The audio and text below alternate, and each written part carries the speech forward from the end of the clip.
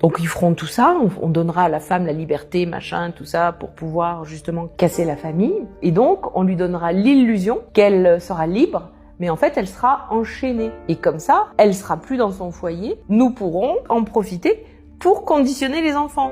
Parce qu'elle sera obligée de les mettre dans les crèches, elle sera obligée de les mettre à l'école, et là, dès leur plus jeune âge, nous les conditionnerons avec toutes ces idées, les idées que nous véhiculons, que nous voulons. Et comme elle ne verra pas son enfant jusqu'au soir, puisqu'elle n'ira pas les récupérer à midi parce qu'elle peut pas, etc., elle travaillera, eh bien à ce moment-là, comme ça, nous serons libres. Et nous pourrons faire ce que nous voudrons. Et la famille sera fragilisée.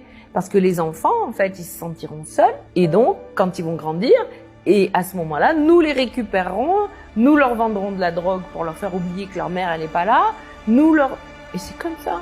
Tout est comme ça. C'est exactement ce qui se passe. Donc en fait, sous couvert d'une évolution, ce n'en est pas une, c'est vraiment quelque chose qui a cassé le noyau familial et qui amène en fait finalement à vivre des difficultés plus qu'autre chose. Beaucoup de souffrance parce que les enfants vivent une forme d'abandon et les parents culpabilisent. Donc ils travaillent, ils sont fatigués, ils culpabilisent. C'est très compliqué. C'est très compliqué de vivre ça au quotidien.